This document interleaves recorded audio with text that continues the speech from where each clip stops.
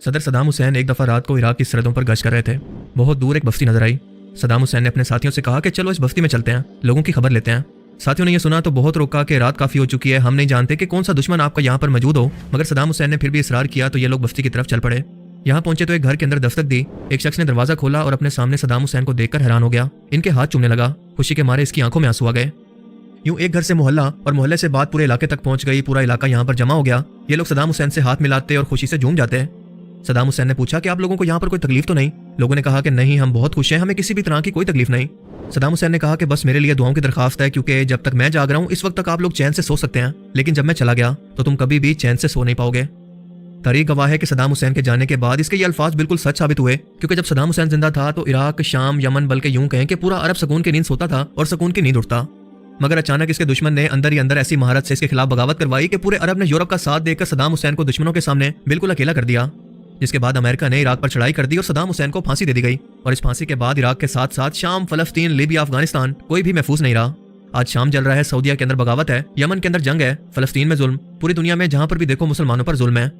لیکن تاریخ گواہ ہے کہ جب تک صدام حسین زندہ تھا اس وقت عرب کے اندر کوئی دہشت گردی نہیں تھی، کیونکہ صدام حسین عرب کا مجاہد تھا۔ صدام حسین کا یہ مجسمہ گرانے والا شخص آج رو رو کر یہ کہہ رہا ہے کہ کاش میں نے ایسا نہ کیا ہوتا، ہم ایک صدام کو ختم کرنے نکلے تھے کہ یہ ہمارا دشمن اور ظالم ہے، پر آج ایسے ہزاروں صداموں نے ہمیں اپنا غلام بنا رکھا ہے، اور ہمیں صدام حسین سے آزاد کروانے والا امریکہ ہمارے ہی ملک پر بمباری کر کے اسے تباہ کر کے ہماری نسل کشی کرنے کے بعد ہمیں دنیا میں کئی دہائیاں پیچھے چھوڑ کر کہیں پر چلا گیا ہے۔ سلطان صلاح الدین ایوبی کے شہر تکریت عراق کے اندر پیدا ہونے والے پیدائش سے پہلے ہی یتیم بچے جس کا بچپن انتہائی مشکل اور محرومی کے اندر گزرا، ملک کے ایوان صدر تک کیسے پہنچا اور اس کے 24 سالہ دور حکومت کو ختم کرنا آخرکار امریکہ اور اسرائیل کی ایسی کیا مجبوری بن گئی تھی؟ انہوں نے اپنے 24 لیٹر خون سے قرآن کریم کا نسخہ کیوں لکھوایا؟ آئیے جانتے ہیں صدام حسین کی زندگی کے کچھ ایسے حقائق جو کہ یقیناً آپ آج سے پہلے بالکل نہیں جانتے ہوں گے۔ تو چلیے شروع کرتے ہیں۔ صدام حسین 28 اپریل 1937 کو پیدا ہوئے۔ باپ کا سایہ سر پر نہ ہونے کی وجہ سے ان کا بچپن انتہائی مشکل اور مفلسی کے اندر گزرا۔ 12 سال کی عمر میں انہوں نے اپنا گھر بار چھوڑا اور اپنے ماموں خیر اللہ طلفہ کے ساتھ رہنے لگے، جو کہ عراقی فوج کے اندر افسر تھے، اور اس وقت برطانیہ کی مسلط کی گئی حکومت جس کے حکمران کنگ فیصل اول تھے اس کے سخت خلاف تھے۔ کئی بار اس حکومت کے خلاف مظاہرے کرنے پر انہیں گرفتار بھی کیا گیا۔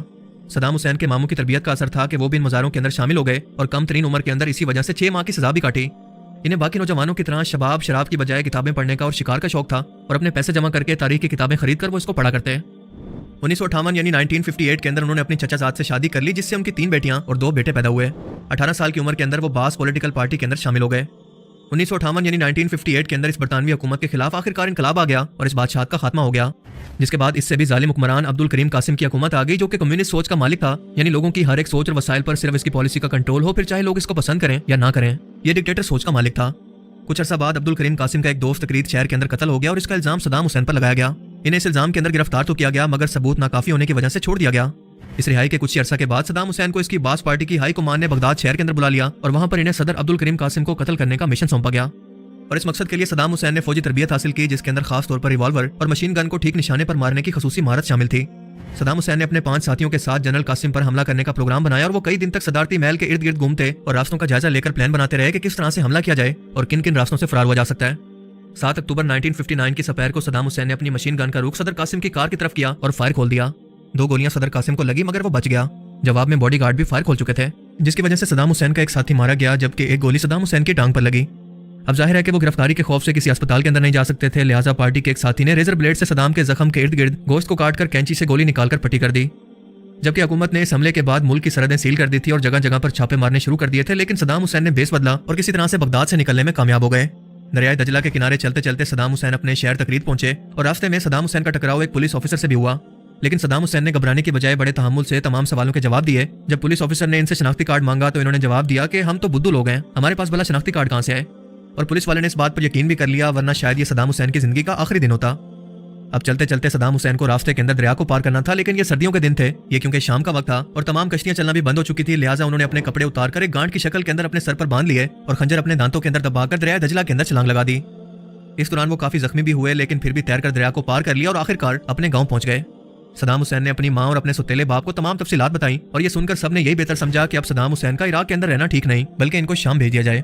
دراصل شام کے اندر ہی باس پارٹی کا ہیڈ آفس تھا اور وہاں سے صدام حسین کو بلاوا بھی آ چکا تھا، لہٰذا دمشق میں باس پارٹی کے سربراہ میکائل افلک نے صدام حسین کو ویلکم کیا اور یہاں سے انہیں اپنی تعلیم مکمل کرنے کے لیے مصر بھیج دیا، جہاں پر صدام حسین نے لاء کی ڈگری مکمل کی، اور اسی دوران ان کی ملاقات امریکی CIA سے بھی ہوئی۔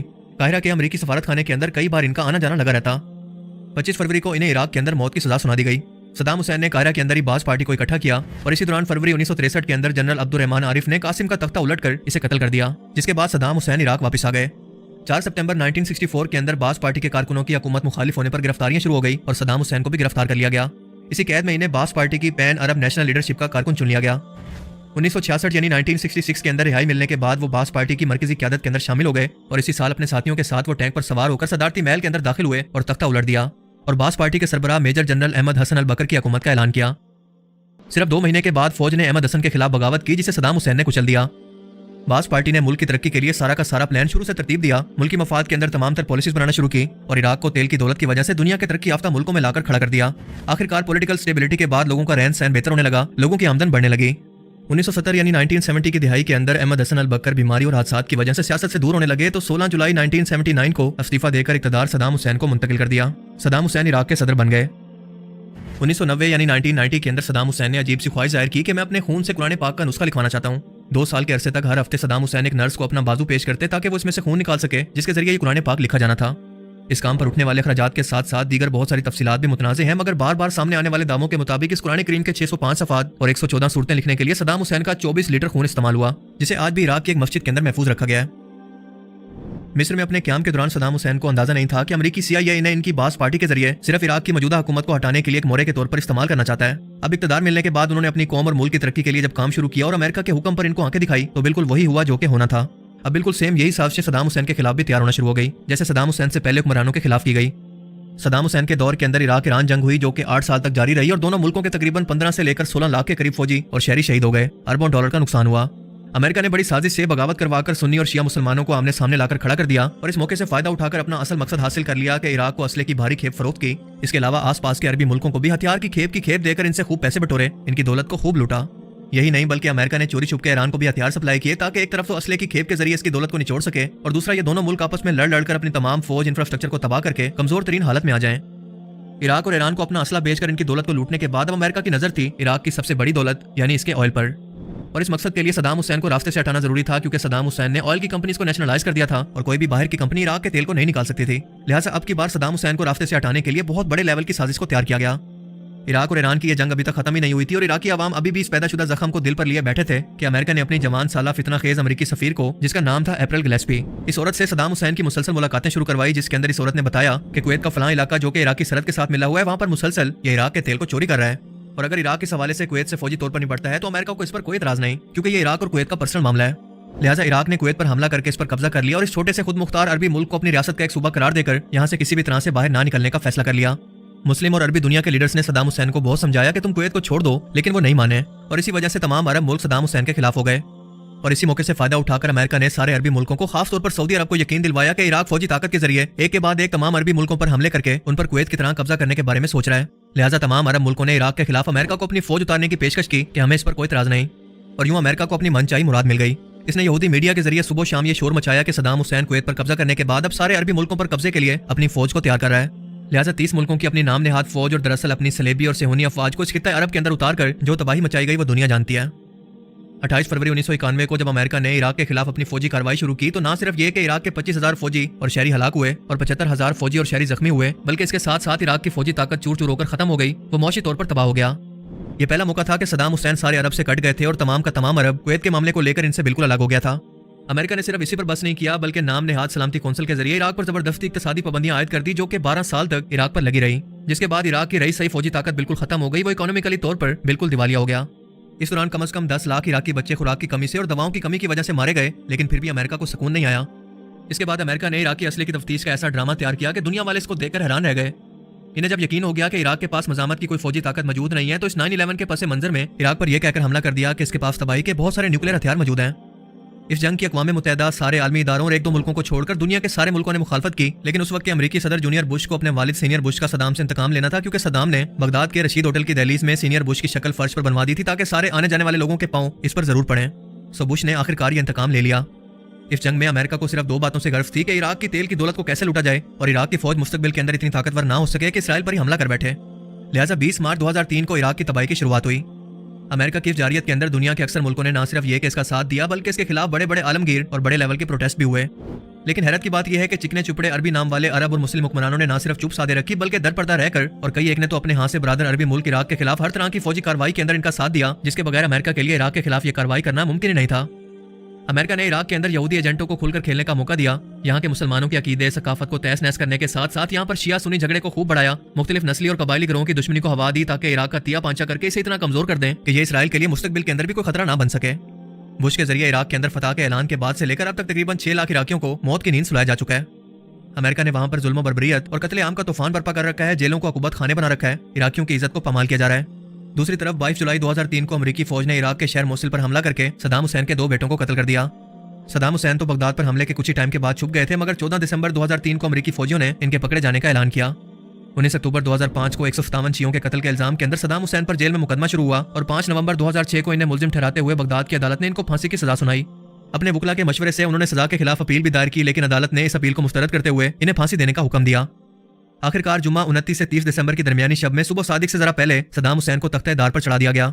یہ مسلمانوں کے لیے عید الاضحیٰ کا دن تھا اور دنیا کے تمام مسلمان سنت ابراہیمی کی ادائیگی کے اندر مصروف تھے کہ انہیں خبر ملی کہ صدام حسین کو شہید کر دیا گیا ہے۔ ان کی یہ موت دراصل تذلیل کی موت تھی اور دنیا کو پیغام دینا تھا کہ امریکہ کے سامنے کھڑے ہونے والے شخص کو وہ کیسے نشان عبرت بناتے ہیں۔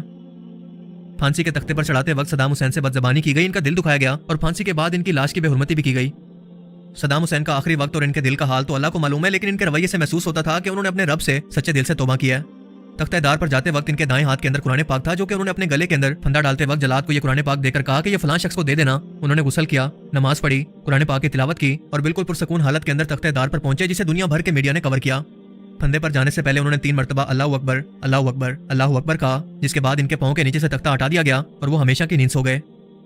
صدام حسین نے اپنی پولیٹیکل لائف کے اندر بہت ساری غلطیاں کی۔ ان کے دور کے اندر ان پر ظلم و دہشت پھیلانے کا الزام بھی لگتا رہا کہ وہ اپنے دشمنوں پر ذرا برابر بھی رحم نہیں کرتے تھے، لیکن اس بات سے بھی کوئی انکار نہیں کرتا کہ وہ اپنی قوم کے ساتھ مخلص تھے۔ ان کی زندگی کی سب سے بڑی غلطی تھی اپنے دشمن پر بھروسہ کرنا، جو انہیں اقتدار تک لایا۔ لیکن جب صدام حسین اس قابل ہوئے کہ اسرائیل یا امریکہ کے وجود کے لیے خطرہ بن سکیں، مسلمانوں کا اتحاد قائم کر لیں، تب اسی دشمن کی باتوں میں آ کر انہوں نے پورے عرب کو اپنا دشمن بنا لیا، جو کہ ان کی طاقت بن سکتے تھے۔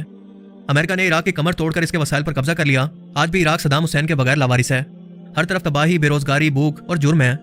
آج ہر کوئی صدام حسین کے ان الفاظ کو یاد کر کے روتا ہے کہ جب تک میں جاگ رہا ہوں اس وقت تک آپ لوگ چین سے سوتے رہو، لیکن جب میں چلا گیا تو تم لوگ کبھی چین سے سو نہیں پاؤ گے۔ باقی آپ اس بارے میں کیا سوچتے ہیں؟ اپنی قیمتی رائے کا اظہار کمنٹ سیکشن میں ضرور کریں۔ اب میں ملوں گا آپ سے ایسی ہی نئی انٹرسٹنگ ویڈیو میں، تب تک کے لیے اپنا بہت سا خیال رکھیے گا۔